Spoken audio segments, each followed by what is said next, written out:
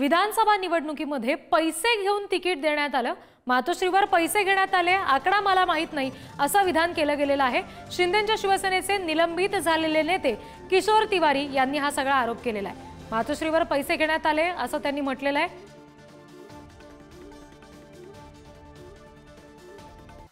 ठाकरेंच्या शिवसेनेचे नेते आणि प्रवक्ते पदावरून किशोर तिवारी यांना पदमुक्त करण्यात आलेले आहे। आपल्या सोबत आहेत किशोर तिवारी। तुम्हाला पदमुक्त करण्यात आलेला आहे, तुम्ही नेत्यांवरच आरोप केलेले आहेत, नेमका तुमचा रोख कोणावर आहे? एकतर तुमच्या चॅनलनी हकालपट्टी हकालपट्टी हकालपट्टी असं केलं, तर दुसऱ्या वृत्तपत्रांनी छापलं की किशोर तिवारी यांची हकालपट्टी। मला पदमुक्त करण्यात आलं होतं, म्हणजे फारच म्हणजे सोजवळ भाषेत माझी हकालपट्टी झाली। तर पदमुक्त लिहायला पाहिजे होतं, पण पुढारींनी नाही लिहिलं। आता तुमचं माझा रोष कोणावर आहे? उद्धव ठाकरेवर। त्यांच्या नाकर्तेपणामुळेच तर ही चांडाळ चौकडी बोकाळली आहे ना।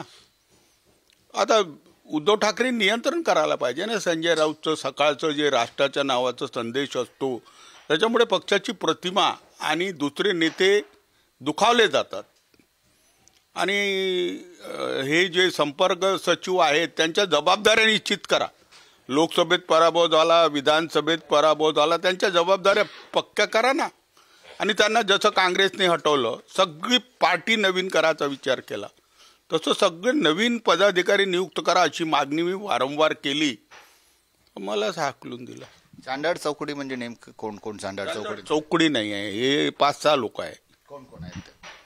संजय राऊत, विनायक राऊत, अरविंद सावंत, मिलिंद नार्वेकर, त्याच्यात आता माझ्या प्रमाणे आदित्य ठाकरे, वरुण सरदेसाई। कशाला पोरं वगैरे पाहिजेत? पोरं कशाला? पोरं साड्याचा पोरगा कशाला पाहिजे? हे कोणते पदाधिकारी? आणि काय केलं? बाळासाहेबांनी कधी असे लचांड वगैरे घेतले नव्हते। बाळासाहेब स्वतः निर्णय घ्यायचे। बाळासाहेब शिवसैनिकांना पोसायचे, मुलासारखं ठेवायची। तुम्ही म्हणताय निवडणुकीच्या काळात पैसे देऊन तिकीट वाटप करण्यात आलेले होते? नाही, पैसे घेऊन तिकीट देण्यात आली होती। म्हणून तो हे अनाहूत लोक आले, ज्यांचा शिवसेनेशी काहीच संबंध नाही, त्या लोकांना तिकीट कशी? सगळ्यात महत्वाचं आहे की कोणी घेतले पैसे, किती पैसे? नाही, पक्षातच लोक पहिल्या माळावर घेऊन जायचे सगळे। मातोश्रीला किती मध्ये तिकीट दिले? नाही, आकडा मला माहित नाही, कारण पैसे मोजण्यात मला बोलावलं नव्हतं। पण माझ्या समोरच विनायकराव सांगत होते की कमीत कमी तुम्ही पक्षाचे कार्यकर्ते आहेत, 11 लाख किंवा 21 लाख रुपये तरी जमा करा। आणि विधानसभेत, लोकसभेत तर बिचाऱ्यांनी स्वतःचा खर्च केला, जे कमी पडले ते पडले। तर मला कारण कसं आहे की एकनाथ शिंदे हा माणूस म्हणजे खंडणीखोर आहे आणि खूप पैसे जमा करतो आणि खूप पैसे वाटतो। तर एकनाथ शिंदेच्या विरुद्ध आम्ही टिकलो नाही। एकनाथ शिंदेला किती शिव्या द्यायच्या? ठाण्यात तर त्याचं वर्चस्व राहिलं, पण आमच्या विदर्भातही त्यांची सीट आली। तुम्ही म्हणता आता जे ठाकरेंच्या शिवसेनेत उरलेले खासदार आहेत किंवा आमदार आहेत, ते साथ सोडून जातील? किती जण जातील? आमदार किती जातील? खासदार किती जातील का? हो, जसं यवतमाळचे आले संजय देशमुख, हे सगळे पक्ष फिरून आलेले लोक आहेत। हे कशाला टिकतील? त्यांच्या एवढ्या शाळा आहे, त्यांना बिचाऱ्यांना एवढा खर्च आला, किती दिवस थांबतील ते? इथं तर कोणी कोणाला विचारत नाही।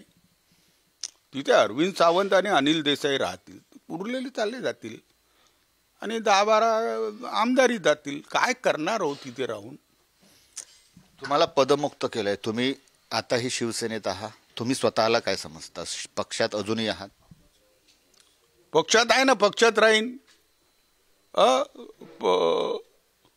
पक्षात राहीन आणि पक्ष मुक्त केलं तर समर्थक राहील। ठाकरेंसोबत राहणार? नाही, उद्धव ठाकरे सोबत राहण्याचा मी निर्णय घेतला आहे, सोबत राहू ना। इतर कुठल्या पक्षात जाणार सध्या? उद्धव ठाकरेपेक्षा दुसरे पक्ष खूपच खराब आहे बा। हो, इथे त्यांनी मर्डर नाही केला, तिथे तर मर्डरच करतात राजकीय। खूप बदमाश लोक आहे। एकनाथ शिंदेकडे लोक झाले, आमच्याकडे काय टायगर ऑपरेशन टायगर करायला आला होता, संध्याकाळी बघितलं मी, ऑपरेशन उंदीर झालं. एकनाथ शिंदे ला भाजप टॉयलेट पेपर सारखा वापर करून फेकून देतील.